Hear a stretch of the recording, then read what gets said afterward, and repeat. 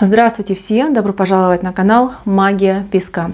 Турецкие старинные гаремные гадания для вас. Дорогие зрители, гости канала, не забывайте подписываться, нажимайте на колокольчик и получайте уведомления о новых видео. Тема сегодняшнего гадания звучит так. Я и он, совместимы ли мы? Мои дорогие, пожалуйста, подумайте о своем любимом человеке, либо о том человеке, кто вам интересен. Вспомните его, его глаза, его голос, его улыбку. Подумайте о нем мысленно, либо вслух задайте такой вопрос. Я и мой любимый человек. Назовите его по имени. Совместимы ли мы? Надеюсь, вы настроились. Я убираю Назар.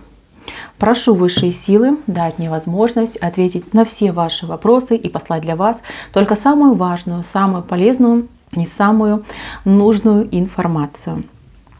Кстати, пользуясь случаем, хочу попросить всех имитаторов, особенно с именем Светлана, не выдавать чужие работы за свои. Имейте, пожалуйста, совесть. И если вам так угодно, и вы считаете, что вы все можете, хотя бы не копируйте прям все досконально.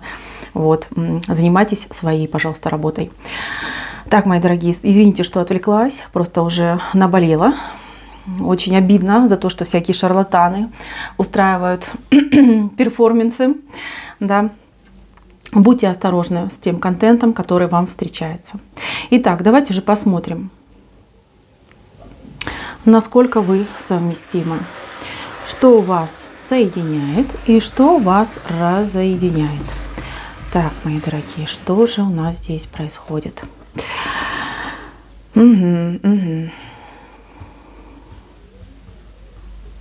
Знаете, вы очень разные. Вы и загаданный человек абсолютно разные люди. Разные, по-разному относитесь к жизни. Вы, я бы даже так сказала, вы друг другу подходите настолько, насколько две противоположности могут притягиваться. Я бы назвала эти отношения кармические. Вот здесь карма.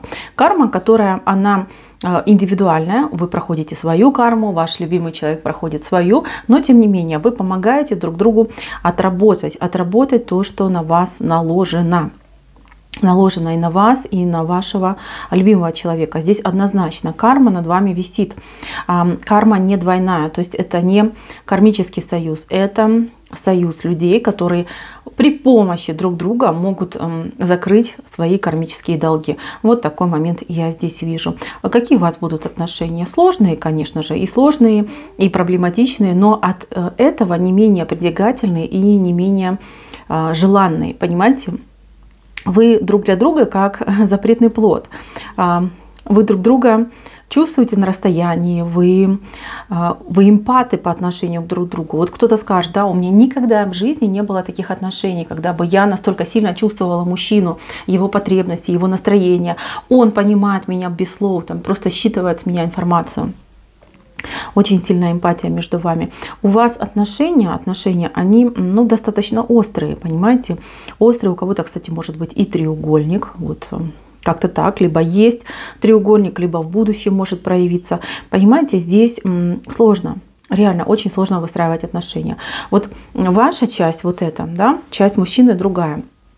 Вы вообще абсолютные антиподы, да. У вас, у женщины, да, у нее есть любовь, у нее есть счастье, много плавных линий, цветочки, лепесточки. Хочу заботы, хочу, чтобы мужчина был сильным, классным, да, я готова там на себя кучу всего взвалить. Смотрите, какая вы сильная. Вот вы видите, вы с таким факелом в руках, вы освещаете путь. Мало того, перед вами еще вот собачка ходит, да, вы можете быть и как сильная женщина, которая все делает сама, плюс вы прекрасный друг, вы товарищ, вы надежное плечо. Кстати, вот девушки, женщины, которые зашли на мое гадание, у вас здесь глаз.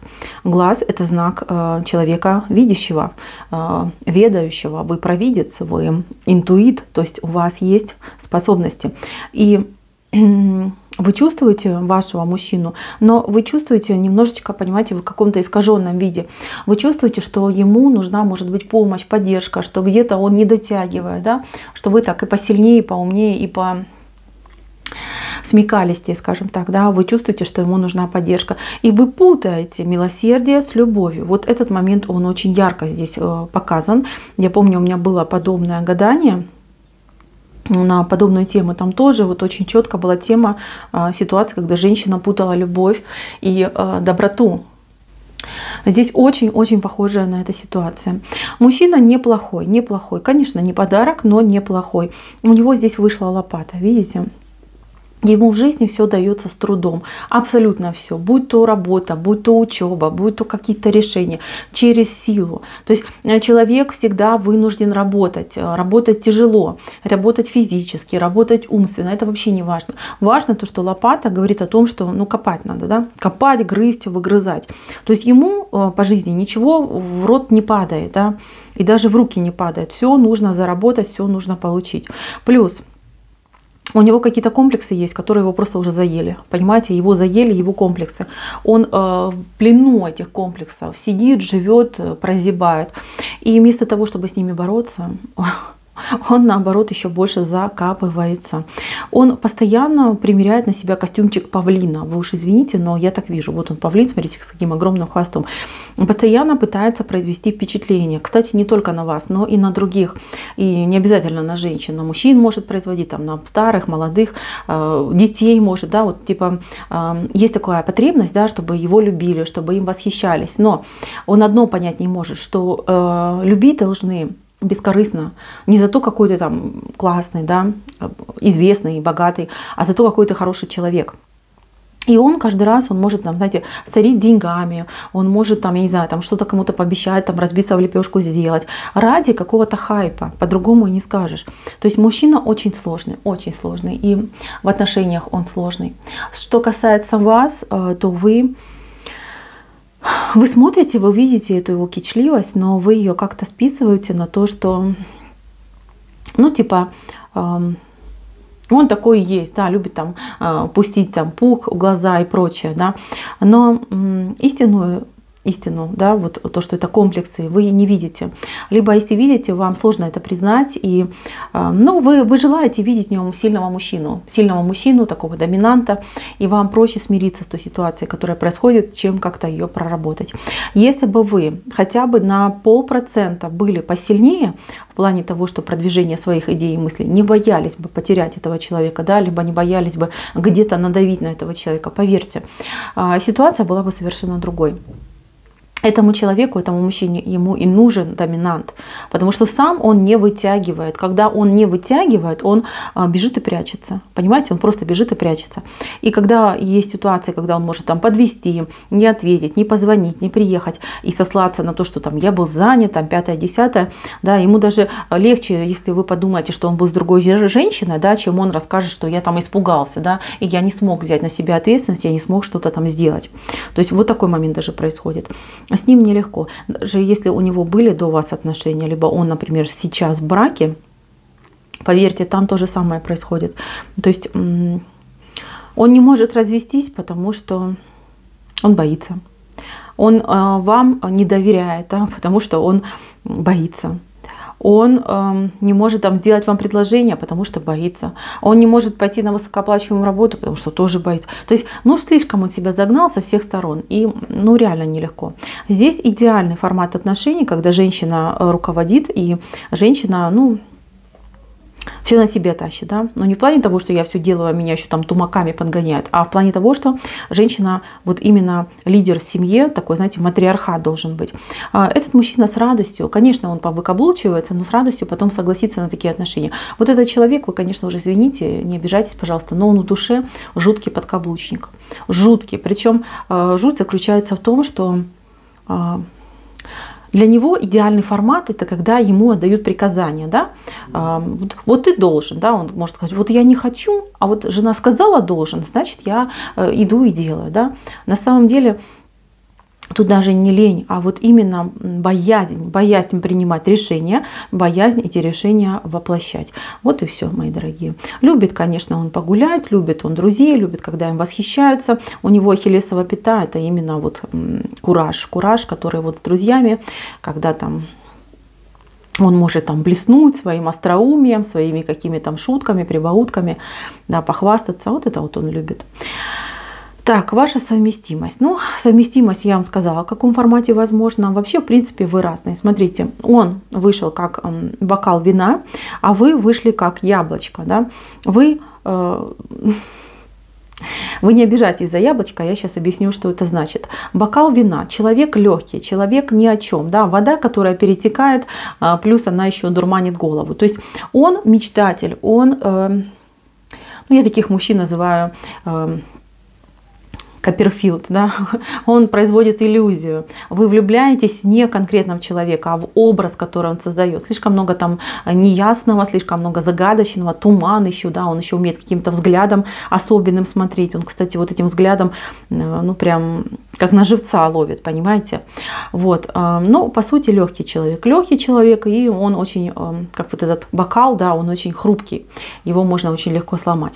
Вы у меня вышли яблочком. Что значит яблочко? Яблочко — это и есть сама суть, это ресурсность, это наполненность, это, ну вот что хотите, да, это человек, который имеет все, да, все инструменты, все возможности и все ресурсы он в себе имеет, и он может их использовать. Вот если бы вы поменялись местами, он бы был яблочком, а вы бокалом вина, была бы вообще идеальная семья, идеальная пара.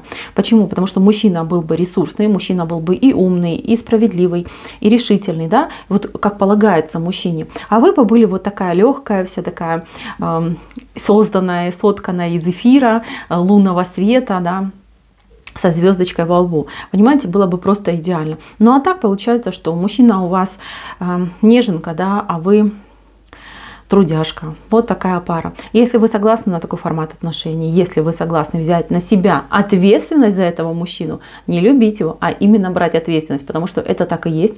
Этот человек будет навсегда ребенком, сколько бы ему лет не было, в каких бы семейных ситуациях вы не были, да, он все равно будет у вас ребенком, причем самым маленьким и самым капризным. Если вы согласны, если у вас очень сильный материнский инстинкт, пожалуйста, идеальный ребенок, идеальный капризный ребенок, которого можно воспитывать всю жизнь, да, и вы никогда не устанете от этого процесса, потому что он будет бесконечный. Но если вы хотите сильного, ответственного человека, который возьмет ответственность и за себя, и за вас, и за ваших детей, и за ваших, там, не знаю, родителей, близких, друзей, за кого угодно, да, то это не к загаданному человеку, он совсем другой. Он совсем другой, и ему... Да он просто не справится. Он не справится, он убежит, спрячется, подведет всех, причем под монастырь прям подведет, да. Обижаться на него, но, наверное, не стоит. У него только одна вина, да, то, что он не признает своих комплексов, он о них умалчивает. Слишком много хвастается и умалчивает о своих комплексах. Был бы он почестнее, все бы, конечно, было бы по-другому. Он мог бы попросить помощи, ему бы помогли, да, как бы... Здесь еще претензия к его маме, скорее всего, пойдет, да, потому что она его тоже как-то воспитывала, да, воспитывала его таким вот слабеньким, тепличным мальчиком. Но либо она была слишком деспотичная, да, и просто отдавала ему приказы, делай то, делай все. Мои девочки, но вы все чувствуете, смотрите, у вас глаз, да, с его стороны каблук. То есть... Сами понимаете, может быть, вы где-то не согласны со своей интуицией, потому что все-таки, ну, это же ваша любимочка, да, это тот, кто вам нравится. Но с другой стороны, поверьте, девочки, ваша интуиция вас не обманывает, он такой и есть. Катастрофа ли эти отношения? Нет. Поверьте, многие так живут и вообще даже об этом не догадываются, живут себе по наитию, да, как говорится, горя не знают. А если и знают, то быстро с ним справляются. Я вам просто говорю, что вот я вижу ваши надежды, какая вы. Просто мужчина, он не оправдает ваших надежд. Чтобы вы потом его не винили, не говорили, о, какой ты мне попался, да, руки с одного места растут, да, и голова вообще вверх ногами. Не надо к нему такие претензии предъявлять, потому что он изначально вот такой, знаете, незрелый. Вот незрелый и все. Надо его воспитывать, нужно его растить, еще много-много лет на него потратить. Вот так вот, мои дорогие. Так что думайте, решайте. В принципе, у меня к нему особых претензий нет, кроме того, что он, ну, хвастунишка, да, трусливый хвастунишка. Вы извините, я не со зла это говорю, просто вот в потоке идет. Вот, а к вам Но вы очень сильная, понимаете, вы именно из тех женщин, которые, несмотря на внешнюю хрупкость, на внешнюю какую-то неземную красоту, вы можете быть вообще такая, знаете, вот аленький цветочек, девочка, да, неважно, сколько вам лет, но при этом у вас такой мощный стержень, что, я не знаю, там армия мужчин просто позавидует. Вот. Вот этот момент, цените это. И, конечно же, пользуйтесь своей интуицией. Интуиция очень сильная. И доверяйте себе, потому что, мои милые, вы все понимаете, вы все ощущаете. Да. Вот так вот, мои дорогие. На этом гадание мое закончено. Спасибо всем за внимание. Всем пока-пока.